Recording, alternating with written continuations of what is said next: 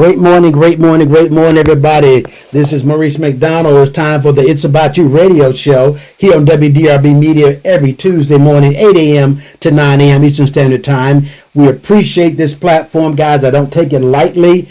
It is a pleasure for me to be here every Tuesday morning at this time to share some information designed to motivate and hopefully inspire you to be the best you can possibly be, help you to overcome some hurdles, help you to grow, help you to change, ladies and gentlemen. Those of you who know me each and every Tuesday morning, as I say this, I know it's 8 o'clock, so that means somebody's having breakfast, somebody's in the gym, somebody's in the car, somebody's at work, possibly listening. And so I always want to be a voice designed to get into your ear and hopefully into your heart, into your mind, to share some amazing information.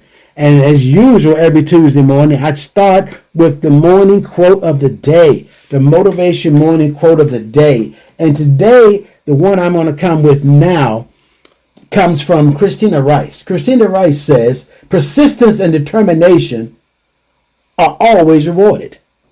Persistence and determination are always rewarded. Now, that word persistent, oh my goodness, that means that you've had to overcome some things. You've had to push through some things. Determination means, listen, there was an opportunity for you to stop, but you didn't. And she says it'll always be rewarded. Just like when you're not persistent and you're not determined, there's going to be some consequences there too. It may be negative. It may be that you did not get through all the things you were supposed to get through, that you didn't make it through all the things you were supposed to make it through. But I want you to understand today that persistence and determination are always rewarded. So if you want to get the reward from something, then you got to put some effort to it. The weight loss process, going back to school, relationships, whatever it is, it's going to require some persistence and some determination to get through it. Because look, a lot of times people don't succeed, they don't get rewarded. It's because they quit along the way because the persistence got difficult for them. The struggle, the determination got difficult for them. And so they did the next best thing in their mind. I quit. I stop. I make excuses. I blame other people. I come from the wrong side of the tracks. I couldn't make it. You started listening to the voices of other people and you quit along the way. So I'm telling you today, and Christina Rice is telling you the same thing. She says persistence and determination are always rewarded. And that has been your morning quote of the day, brought to you by MauriceMcDonald.net. MauriceMcDonald.net. Go to MauriceMcDonald.net and learn all about your gut microbiome, all of the things that's designed, because all disease starts in the gut. So that's MauriceMcDonald.net. MauriceMcDonald.net. And that has been the morning quote of the day, brought to you by MauriceMcDonald.net. Listen, guys, I am just so excited about our guests we have today. Let me just go ahead and say this. Those of you who know me, you've been listening for a period of time, I've had 3 amazing careers as a law enforcement officer, a professional school counselor, and now teaching at the college. So understand this. I've been serving, helping people along the way. And my mother told me go to school, get a good education, get the degrees and all those kind of things. I love serving people. Well, my guest today is somebody that loves serving people. Someone I met at a conference when I was a professional school counselor. Someone who has their PhD, has a private practice, has been working in the school system with children, males along the way. Somebody that to me is I'll say a mentor, because you got to hang around some people who are where you want to be. And so today I have Dr. Leon Johnson with us today, and we're going to talk a little bit today about this whole issue of mental health and the things that we need to go through, because a lot of things starts in the mind. That's where it is. It's what we tell ourselves. So I want you to welcome. I'm going to let him tell his story about some things, and then we're going to get into it. So, Dr. Johnson, are you there? I am. Thank you for that illustrious introduction. I'm flattered to hear that. somewhat excessive, but Hey, it's the truth. Listen, your journey has been powerful. If you would to tell my audience a little bit your story, number one, perhaps what led you to want to becoming a therapist or working with children in the school and those types of things. If you feel free to to take the platform. absolutely. Well, thank you, Mr. McDonald, for inviting me to be a part of your program this morning, and I hope that I can provide your listeners with something valuable that will impact them somehow and somewhere. First of all, it's ironic that you mentioned that your mother suggested to you or instructed you to get a good education. And I can say my father was an instrumental factor in those very same words he used to me when I was a young person trying to find my way. And so I think those solid encouragement from our parents have made a very, very important impact in our lives. So I've gone on to acquire some educational learning from HBCU. First of all, I attended Shaw University and acquired a 4-year degree in sociology, and I furthered my education through Webster University and obtained a mental health degree and a master's in mental health degree from Webster University at the Myrtle Beach site. I furthered my education and obtained 2 higher degrees. One is in biblical counseling and the other was in theology, doctorate degrees. And I also have gone to a host of trainings and different conferences and things of that nature to stay abreast of the challenges that present themselves every day with patients who are fighting this mental health battle that we all deal with on a daily basis. So I appreciate you giving me the opportunity to talk about some of the things that impact the clientele that we're providing these services to, our listeners out there that may or may not have access to mental health. I am excited to give my input to help in whatever way would be appropriate for folks to gain some type of knowledge and understanding of what they're dealing with as they transition through life. Absolutely. So you've had your private practice now for how many years as a licensed therapist? Yes, I became a licensed therapist in 2008. I actually passed the test on my mother's birthday, so that's a very meaningful and inspiring experience for me. Yeah. And shortly thereafter, I opened up a private practice in 2008 and been practicing ever since. Yes. That's been approximately 17, 18 years now. Yes, absolutely. And also, you are worked as a counselor in an elementary school, again, working with children. And, I often say that a lot of times people like to blame children, or they make statements like, these kids these days, all these kids, kids these days, they going to hell in a handbasket. There ain't no hope for them. And you see people who judge kids and blame kids. And oftentimes, children are built, and the impact of what happens with children in the school setting. I want to kind of go that way kind of first. What are your thoughts about what people say about children these days?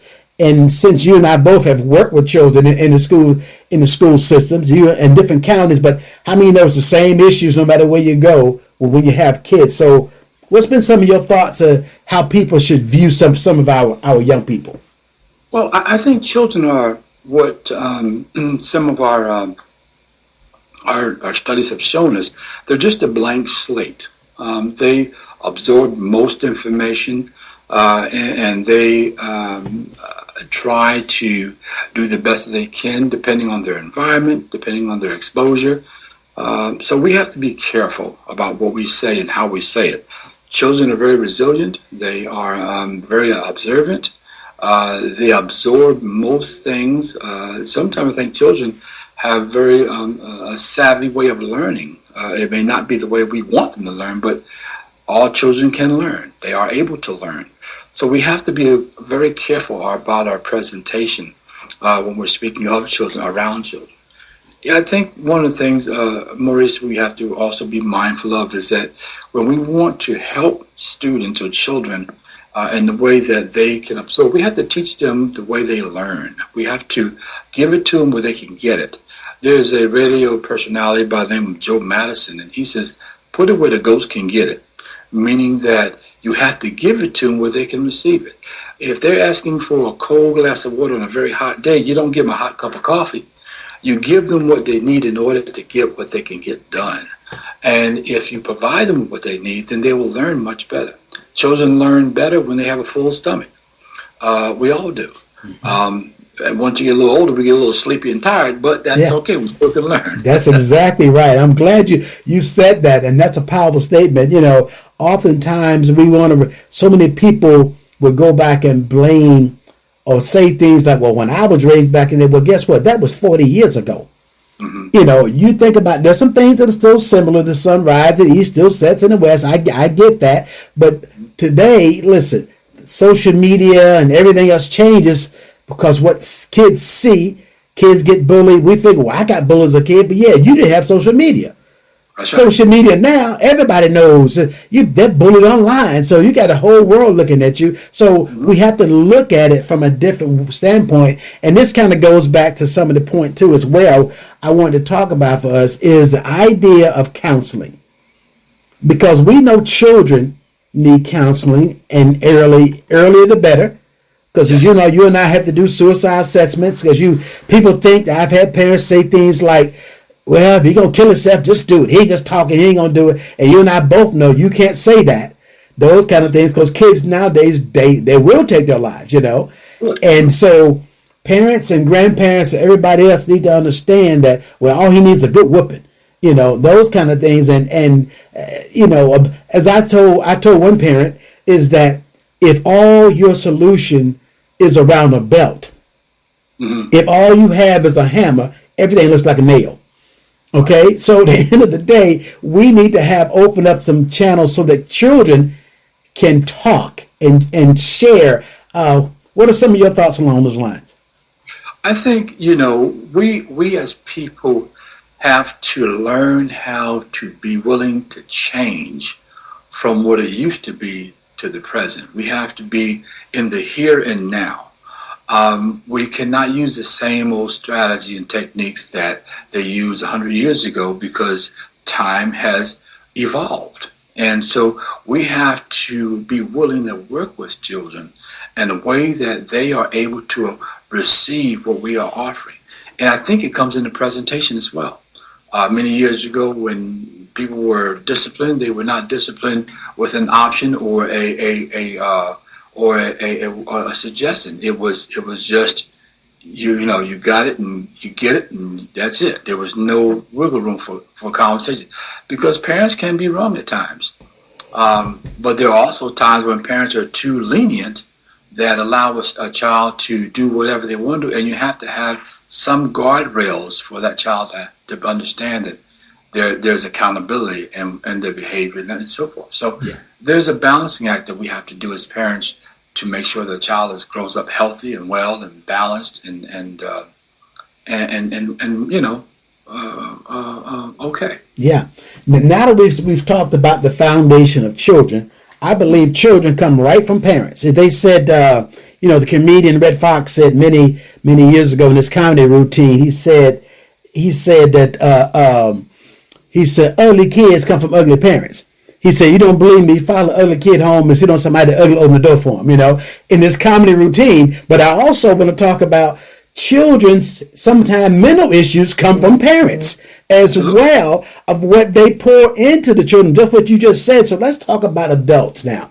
What are your thoughts about adults getting counseling? And I know that's the ugly word in some communities, certain cultures, especially African American. What go on in my house is my business. Don't be telling my business. But we've had many topics like this. So what are your thoughts about adults seeking counseling? Well, I can say this, Maurice, that through my experience, I have had very little resistance from women coming in for counseling. The biggest problem I have is males or men or boys resisting counseling. And that's where it becomes a problem because they have a different ideology of what counseling should sound like or look like or what have you. During my practice, I implement a more of a safe environment. So it's more of a conversational piece. You're sitting down and talking to someone about your problems. However, it is presented in a way or in ways an opportunity to kind of lay the cards out and being congruent and genuine about how you feel and what things are going on. We need it, regardless of what we think or how we feel. We need it, and most people, if they get it, they'll realize it's not commercialized or televised. It's not what you see on television or glamorized. It is a lot more simplistic and ordinary, if you will. And so I think if we just give it a chance and link up with and try to do your best to link up with the right kind of person for what you need. Everybody, it's not a one size fit all. So I would highly suggest that you seek out a licensed professional counselor, licensed clinical mental health counselor. And with those acronyms, such as you and I have, you want licensed clinical mental health counselor. That's exactly right. And I'm so glad you said that because research says that men and women both can benefit from counseling. Women are more apt to go to counseling, but the brothers, now that's that part right there. And I was with another therapist. We were having this general conversation, and I said every man, especially every African American man, need counseling. You know, that's a bold statement because of what you go through and what you learn, and some of the stuff the trauma from childhood that boys went through, they go into adulthood. And now they don't want to talk about it. They think, I don't need to, they try to drink it away. They try to do other things. That creates more problems. You and I have talked about this as act like a man box, so to speak. Don't cry, be tough. Put your pants on one leg at a time. I don't need to talk to no therapist. Just be muscles. If a little boy cries, quit crying like a girl, all that pressure. But what are some other things you think that men are so resistant to get help? I think the reason why they are resistant because they have been conditioned to believe that they are supposed to be, or strength is synonymous with manhood, or handling your own problems is synonymous with manhood. And it couldn't be any further from the truth. The fact of the matter is, it takes a village to raise a child, male or female. And men, it takes a man to raise a boy. And if that man is doing what he needs to do and what he sees the benefit of that boy, then he will raise to be a gentle man. He will be. That's why the word gentle is before men. It's gentleman. He will be gentle, respectful. He will be sincere. He will be. All those things will be. Very, very in line with developing a person that will be able to embrace their differences.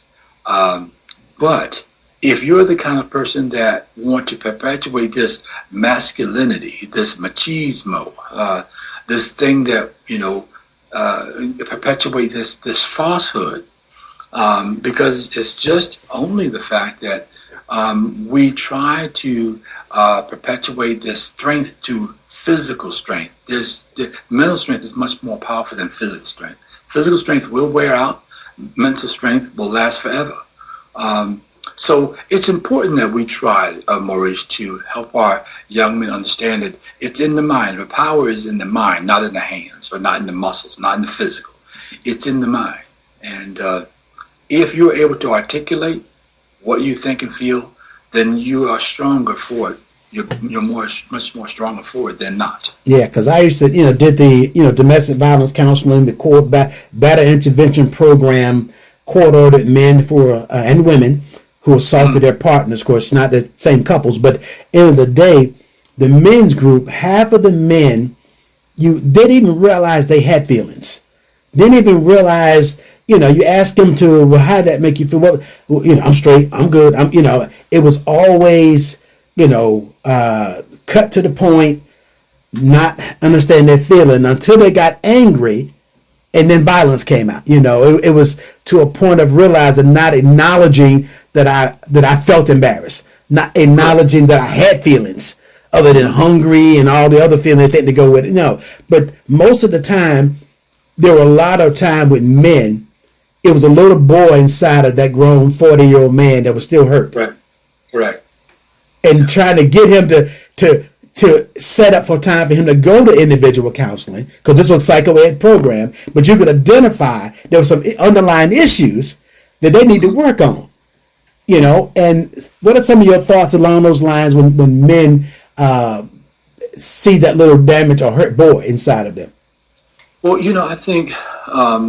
I think we all experience something of that nature, or can at least identify that type of experience at one point or another in our lives, whether it's in our family, we experience it personally, friends, what have you. And I think that when we identify it, we can be instrumental in our own wellness by doing something about it. And first thing you do is you ask for help when you need it. And second thing we could do is we can at least take a moment to embrace and accept what we need to do in order to start the healing process. If we are not willing, we have to be a willing participant in order to grow and develop and to be that different person. We have to be willing, and that's the first step, to accept and be willing to embrace the difference. And it's okay. It's okay to have an emotional setback. It's okay, because that's part of the healing that we experience. Rome wasn't built in one day. So it takes time to get there, but we have to work on it as much as we possibly can. And you're exactly right. Being that willing participant, as I always say, taking part in your own rescue. I realize now, I'm currently in a weight loss process for myself to get myself better physically and everything else. And I realize there are people who take the shortcut. I'm going to go get some shots and lose this weight, very quickly, but that's not sustainable. So a lot of time taking part in your own, you can take the shots and you can do all the other stuff, but if you keep stopping by the hot now sign, a dozen donuts, and you still drinking, it's not going to work. So the same thing when it comes to what I'm hearing you say is that when somebody's willing to say, number one, I need help, I need to talk, I'm on my third marriage, or why do I keep running to the same situation? All these women are crazy, or all these men are crazy, or whatever. But wait a minute, what do they all have in common? You. Absolutely. And I got to admit, to take part in this, that I do need help. I must at first stop, take a pause, go in here, be willing to listen, be vulnerable if I have to be. And that's a tough word for men to want to be. So that I can listen to get some help, because the stress from the world, the jobs, the family, the pressure to succeed, or I want to be like my brother. My brother is succeeding, and I want to be recognized in my family. It's a lot of pressure, and oftentimes people don't handle the pressure well. What are some of your thoughts along those lines?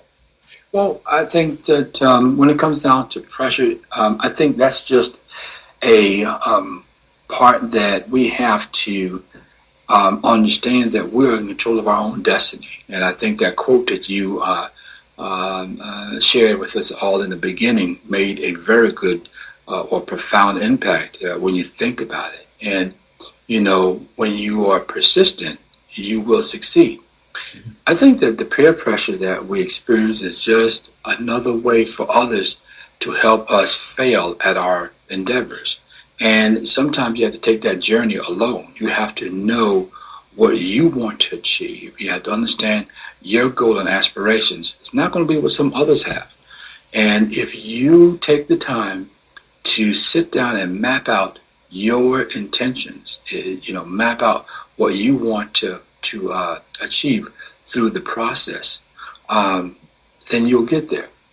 I think surround yourself with positive people who want to be part of your team to help you succeed. I think if you identify those who the naysayers, stay away from those folks. Sometimes they're in your family, sometimes they're not. Sometimes they're different people that you work with and you don't work with, whatever. But the fact of the matter is that I would always suggest a small circle, just the people that are working for your benefactor, your good, who wants to help you succeed, but don't want to take the credit. I think when those people are around you, you will succeed. You will meet your goal. And I think that's what, to get rid of those folks that try to undercut or undermine your aspirations. That's the first step. Identify who they are. And then you can move forward, because you don't want to surround yourself with folks who are going to try to help you meet your demise. You don't want that. You want to meet those who want to help you succeed. And that's Powerful. the idea.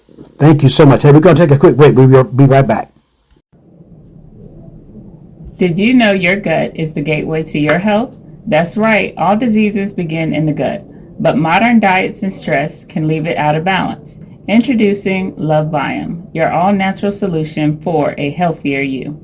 Love Biome is scientifically formulated to nourish and restore your gut microbiome with probiotics and postbiotics, all made from clean, natural, organic ingredients sourced worldwide. No fillers, no chemicals, just pure wellness. Boost digestion, strengthen immunity, and feel more energized every day. Love Biome will balance and detoxify your gut. With Love Biome, you're not just supporting your gut, you're supporting a happier, healthier life. Go to mauricemcdonald.net to get started today. That's mauricemcdonald.net.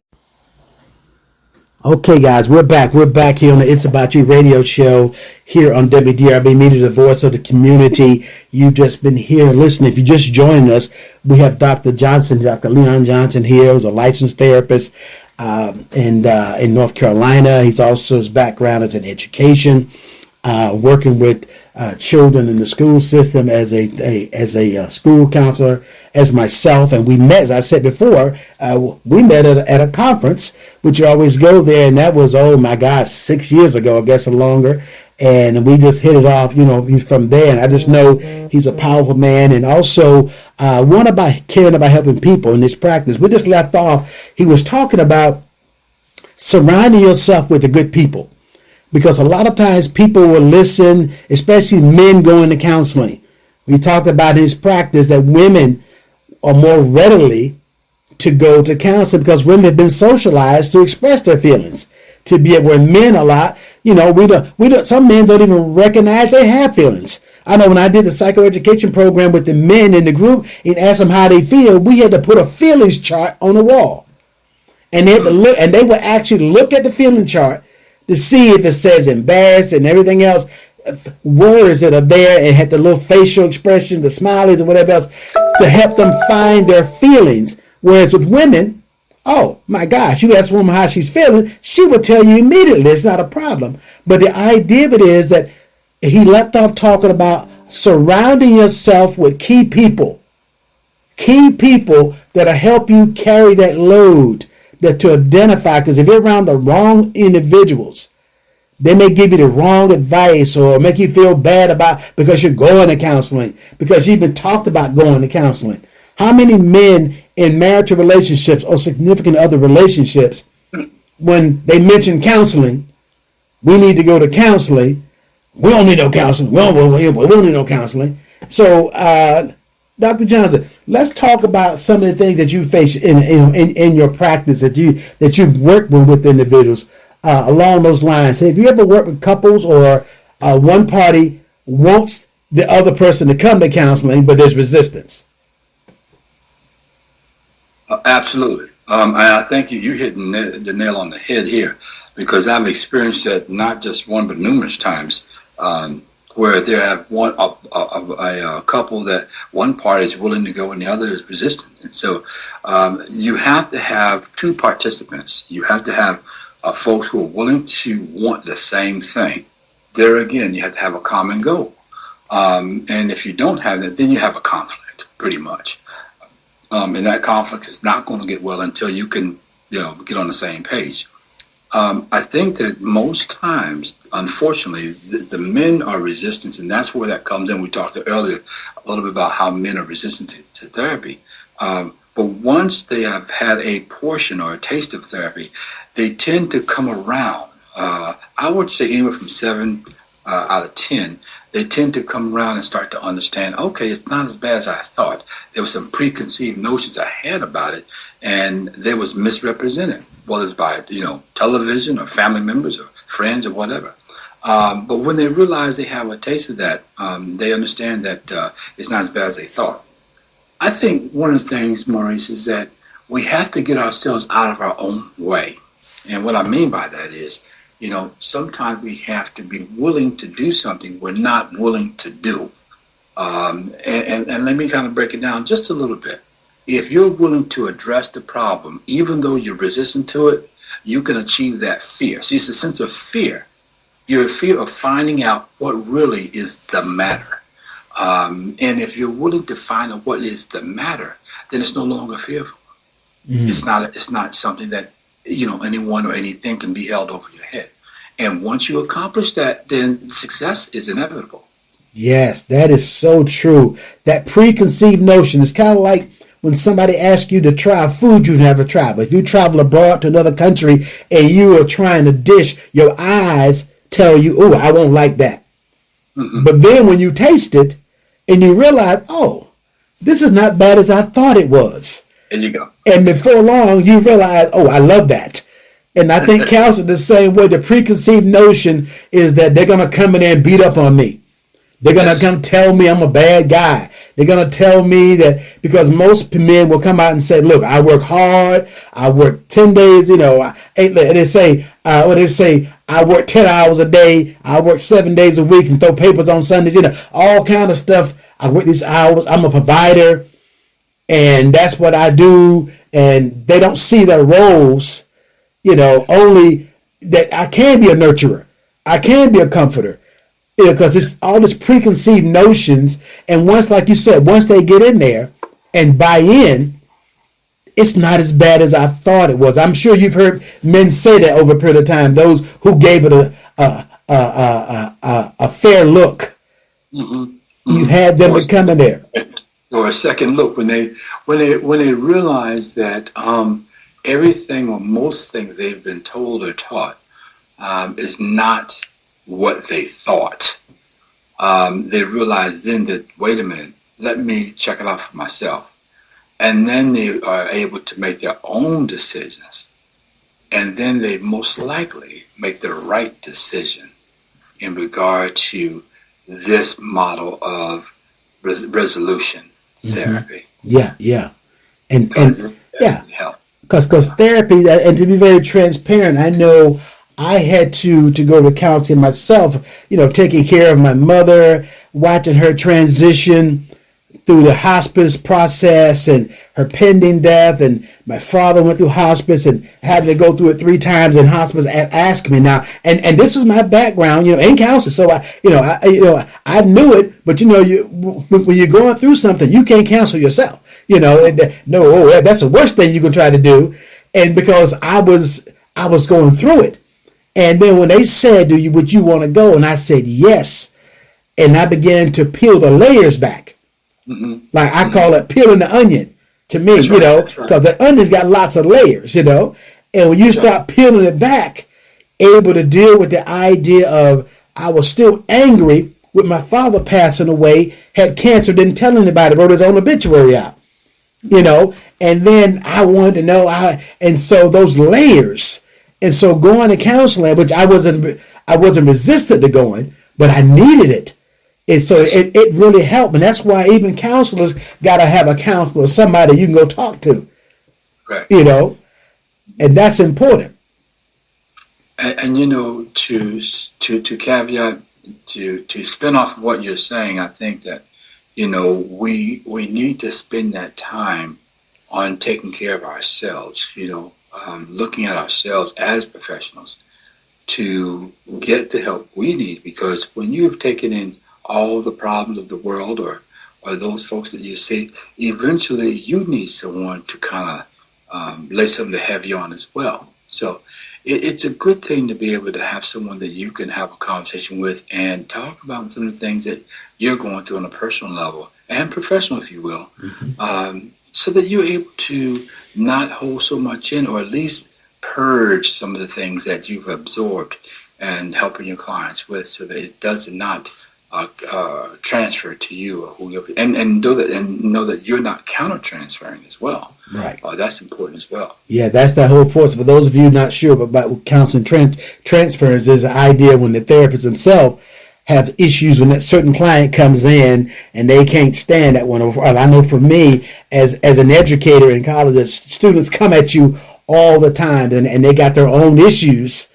And I had to tell my role, no, I'm not your counselor. I'm not the counselor. I'm going to refer you to the counseling center. I'm your educator. And they try to come with issues. So I had to realize, okay, let me step back and reevaluate some things here so that I don't have a negative bias about that client. Let that counter transference come into play. But in your practice, by the way, what is the name of your your practice? Yes. So the name of my practice, I've named it Insight Therapeutic and Counseling Services. And I came up with that concept because I wanted the experience to be insightful. That's like a light bulb. When you walk into a dark room and you turn the light on, that's that sort of experience, that sort of insightfulness. Having a light come on with knowledge, understanding, comprehension. And then it's like almost coming full circle, if you will. Yes. And the counseling service is something that it comes through. Having the counseling component there, that's just the conduit that the therapeutic travels through in order to get the insightfulness. Yes, indeed. I love that name. I love the idea of the light bulb coming on because, to me, I look at it as that aha moment. There it is. When you're in the dark, because many times if a person's in the dark and they don't know they're in the dark, Yeah. They think they're in the light, but they're actually in the dark.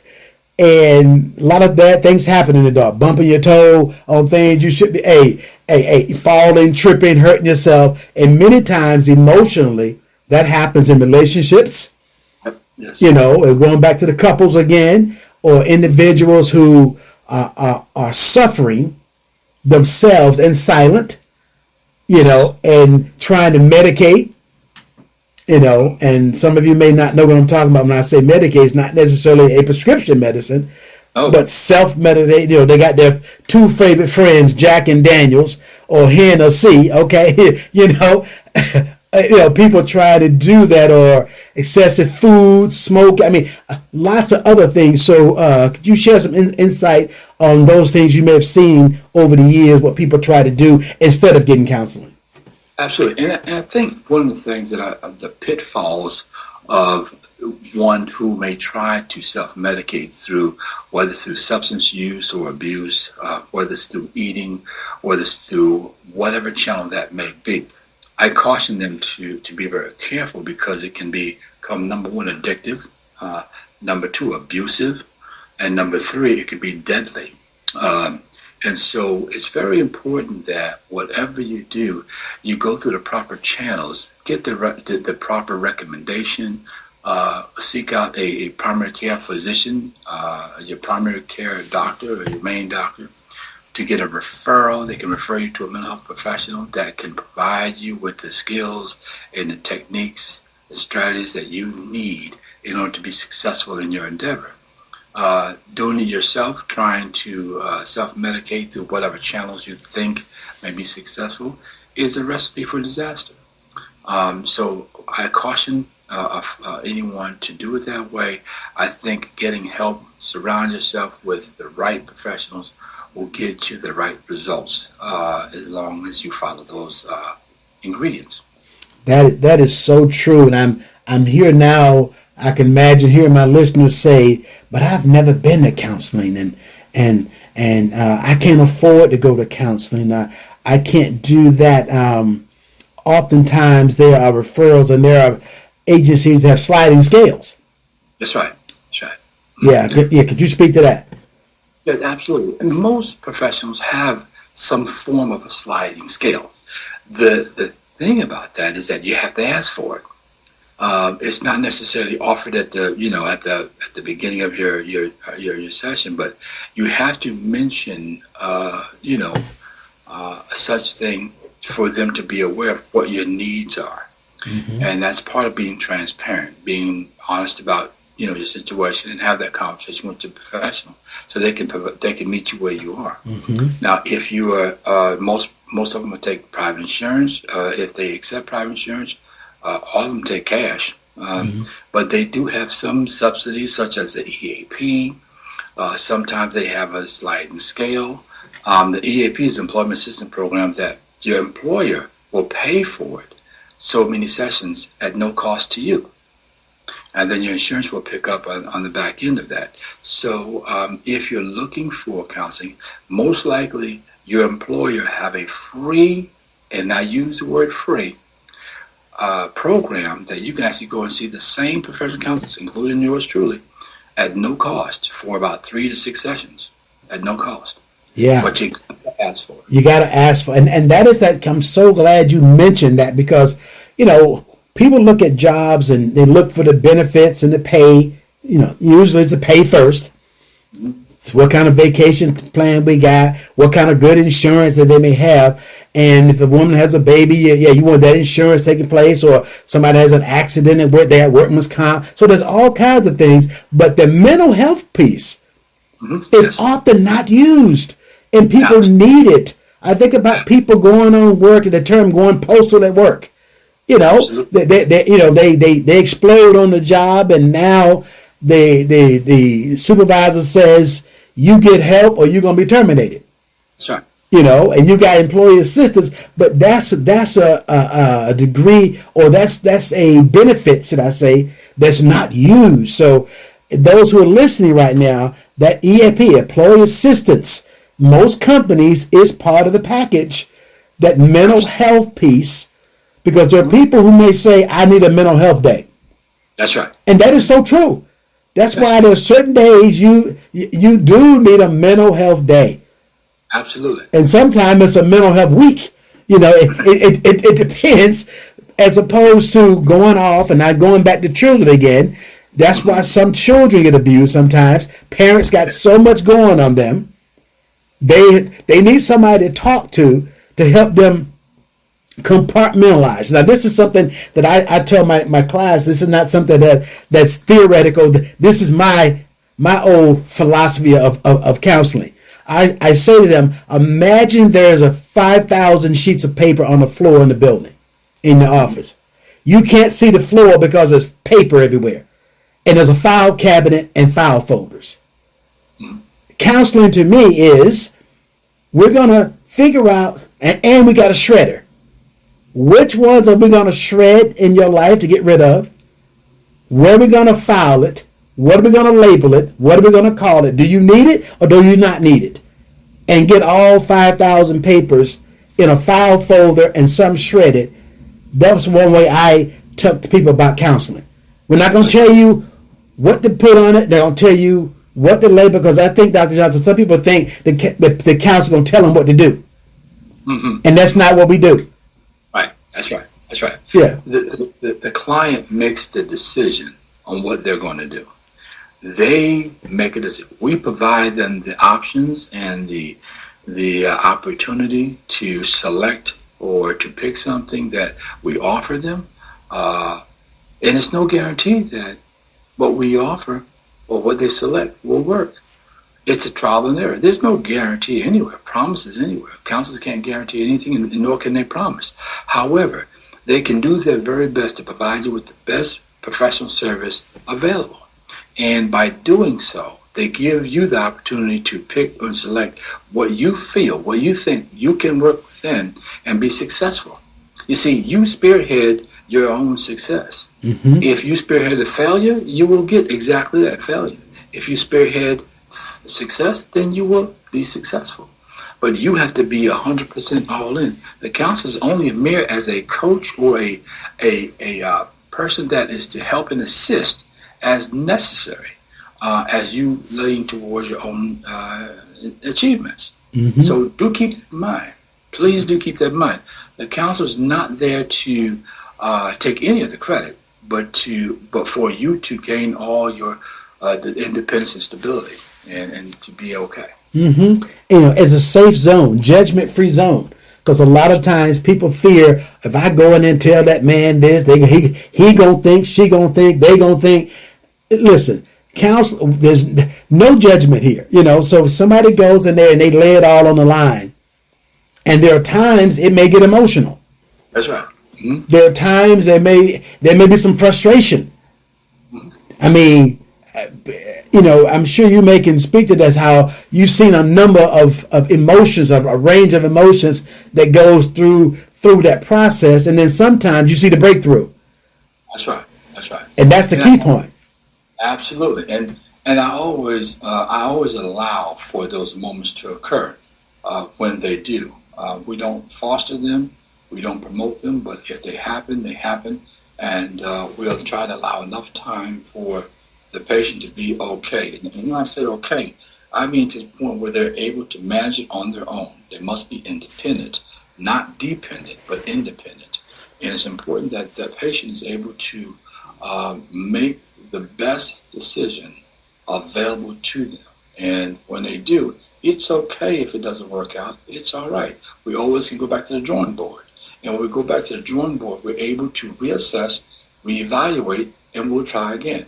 But we don't just stop at the first sign of or an indication that we don't like what the outcome looks like. You keep trying until you succeed. You always want to be able to continue your effort to succeed at your challenge, and you'll get there as long as you don't give up. Mm-hmm. And as you said before, persistence results in rewards. Yeah, that persistence. And oftentimes when you have people to come to clients, I can hear someone saying, well, how long do you have to go to client? How long do I have to go to counseling? And if I, can I stop for a while and then and come back like a car need a tune up? So how do you address those kind of things to somebody who may be listening who's never been a counselor?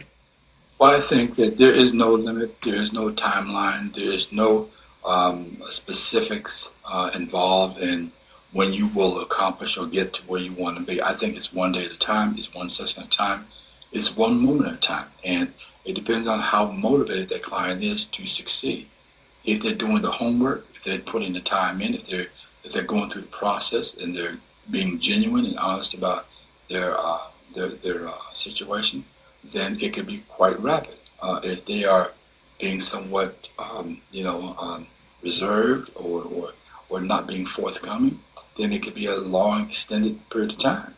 But if you're willing to put the cards on the table and kind of go through that process and get the job done, then you'll be amazed at how well you can succeed and how quickly it can happen. Yes. It's kind of like the medical doctor. When the medical doctor asks you for your symptoms and you don't give all the symptoms, Right. you deny certain symptoms, and they're asking you because their expertise is they're trying to assess you, and you end up sabotaging. They give you the wrong medication because based upon the information you gave. Likewise, as well, when you're working with a licensed therapist, you don't be honest with them, and then later on you find out, well, wait a minute, why do you let me know this before? I know trust is a key issue when you're establishing that. Can you speak to that when you're working with clients? Absolutely, and I think trust is one of the things that impede so many men or male progress in treatment, because they come in the first day not trusting or not looking to succeed. They come with some level of doubt, and I try to kind of get rid of all the tension and the preconceived notions that they have at times as being men, so that they don't have that, or that does not impede them from their progress. And If we can get that cleaned up fairly well, quickly, then it tends to be a good experience for them to discover that that they can get what they need and be successful in their endeavor. Yes, I know one of the issues now since COVID and everything else happened, that the thing of telehealth, because now we got people so busy working 2 and 3 jobs, and I can't get off my job to get into the counseling. Do you see? I know you see clients in person, but do you also see them via Zoom? Absolutely. I think that's one of the major things that has changed therapy over the past years. I think the pandemic has fostered a new way of treatment. And what I mean by that is they're doing more telehealth, they're doing more virtual. In person is preferable. However, second is the virtual, because you can still see that patient face to face. And it helps them to, and you do experience a more therapeutic experience when you're in face to face. Virtual can also offer a semblance of that.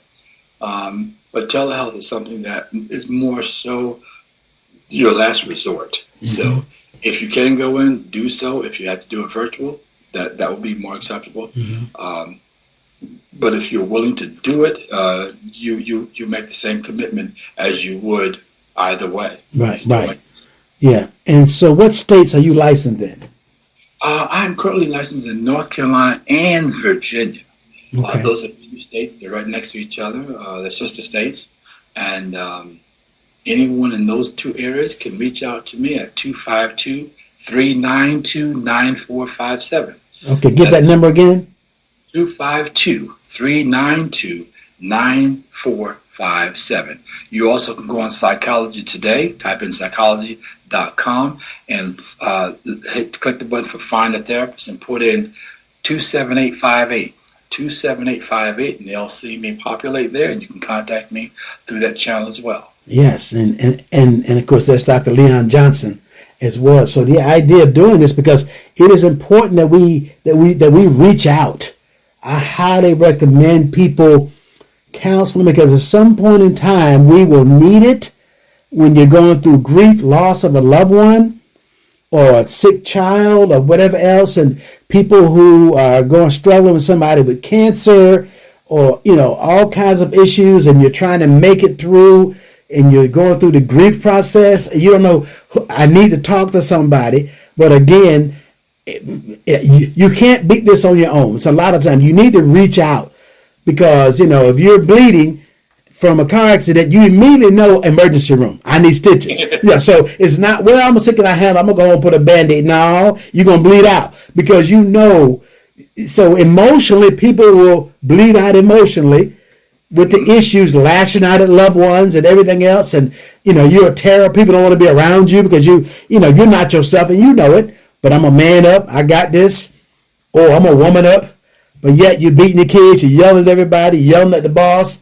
And everybody know you need help. That's right. But you know you need help. And you know you need help, but you're not doing it. So, hey, we're going to take a quick break. We'll be right back. Did you know all disease begins in the gut? That's right. Your gut is the gateway to your better health. But modern diets and stress can lead you to be out of balance. Introducing Love Biome, your all-natural solution for a healthier you. Love Biome is scientifically formulated to nourish, restore your gut microbiome with prebiotics, postbiotics, and probiotics, all made naturally clean ingredients, no filters, no chemicals, just pure wellness. Boost your immune system, strengthen your life daily with Love Biome. Simply go to MauriceMcDonald.net. That's MauriceMcDonald.net, and learn all about your gut microbiome. That's MauriceMcDonald.net, and learn about the all-natural ingredients from all over the world to help you have a better gut microbiome. Okay, we're back. We're back here on the It's About You radio show here on WDRB Media, the voice of the community. We're here with Dr. Leon Johnson. We've been dropping some gems. He's been sharing some information about counseling, about his agency, how to reach out to him on Psychology Today. If you want to reach out, he's licensed in North Carolina and Virginia. If you want to reach out to him. But in the time we have remaining, Dr. Johnson, let's talk about this whole idea of how women can get their spouses or their significant others to get them a way to approach it for them to get into counseling. The ones that they may know they need it, but how do they go about doing that? I think one way they can do is sitting down, having a conversation, talking about what's important to them and sharing with them how they feel. Talking to your significant other about, how the improvement will improve their relationships, how it can improve communication, it can improve challenges down the road, whether it's, outside of, your purview. It can help them all the way around. And just have a conversation, open up a line of communication, sit down, whether you spend some time on a weekend, on a quiet day, over dinner, over lunch, whatever, and have that conversation. Talk about making a commitment to get in and seeing someone and talk about these things, and kind of ease the anxiety or the trepidation about sitting down and talking to someone for the men or the males in their life, so that they're not so wound up or anxious about seeing someone and talking about personal matters. Yeah. So in other words, use that idea of honey versus vinegar if you're trying to get, as opposed to coming in there, you need help. If you don't get help, me and the kids are gone. Because with the men, it's all how it's approached. That's right. That is a key thing. So, and sometimes not waiting until things get so bad in there, reaching out that maybe we need to go together, not, hey, we got a great relationship, because a lot of time be prepared, because I'm going to play devil's advocate here. What? I'm working hard, everything good, ain't no compare. I mean, why should I go? Everything good, right? So, because that's using men's answer. I'm straight, I'm good, what that man or that woman, he put his pants on one leg at a time like me. Why should I go down there? What you trying to say? I got, in case they get defensive, don't allow them, don't become defensive with them, I guess to say. Maybe I'm saying that right. Can you add some light to that? Well, I think, you're spot on. And I think to add to that, I think most time, if they can't get them to go in, then maybe you can use a friend, you can use another relative, you can use someone, you can circumvent that situation to whereas perhaps maybe a parent, their parent or whomever, someone they trust and feel comfortable with, can talk with them to get them to go in and have that conversation. And you can also offer to comfort to accompany them during the time, so they don't feel like they're in it by themselves. Right. So. Yeah. So we do this together. Yes. We do this together, and we got a good relationship. You're right, but things can always get better. Because there are a lot of people who say things like, oh, we've been married 40 years, we ain't never had an argument. First and foremost, that's not a relationship. There's somebody in there in that relationship doesn't feel free to talk. Because anytime there's in there, like somebody said, I've been driving 40 years, I ain't never had a wreck. But how many have you caused? How many cars have you pulled out in front of and they wrecked and you kept going? Okay. That's right. So yeah, exactly. So at the end of the day, that's the law enforcement part of it. See, people are bragging all the time. But how many wrecks I went through? Somebody said, this guy just pulled out in front of me. He kept going. I had to slam on brakes, and this guy hit me in the back. And so now that person driving away had no idea they caused a wreck. But in relationships, sometimes it's the same way. You don't realize there's a problem, or it's beginning to be a problem. And this person wants you to talk about it. Let's talk. Because people need to feel free to be heard in relationships. And sometimes a relationship, one person's doing all the talking and the other's listening, but they got some value. They don't feel safe or comfortable to speak. And sometimes in a counseling session, it will come out. Yes. And because it's hard for me to change something I'm not aware of. Absolutely. And so I think that so that'll be. I'm so glad that you were able to share this. Any last comments you'd like to share with our folks, and maybe give that information out again, how to reach out to you. Well, there again, I think in a nutshell, if you are having any type of issues, personal or otherwise, reach out to your employer if you are employed and check and see if they have free EAP sessions that could get the ball rolling for you, and then you can spin off that and use your private insurance. Number one. Number two, don't be afraid to ask for help. Reach out, talk to someone in confidential. Everything you share with a counselor is confidential. And that's one of the truths that they must uphold during the time, and they must do that as a HIPAA requirement. So it really comes down to you taking the first step. That's You right. can reach me at psychologytoday.com and use my zip code 27858, if you will. When you want to find a therapist, you can also email me at insightTherapy@gmail.com. That's NC, North Carolina, NC, Insight, INSIG, Therapy, THERAPY, @gmail.com. And my number is 252-392-9457. Reach out to me, give me a call, and we'll set something up if you need me. Awesome. Listen, this has been fantastic. And like I said before, we got to continue this because we hadn't even scratched the surface today. Time goes by so fast. But listen, guys, thank you all for joining this week. Come back next Tuesday, each and every Tuesday morning, 8 a.m. Eastern Standard Time to 9 a.m. for the It's About You radio show on WDRB Media, the voice of the community. Go to MauriceMcDonald.net and learn all about the amazing gut microbiome. We'll see you next week because we're going to be in the building.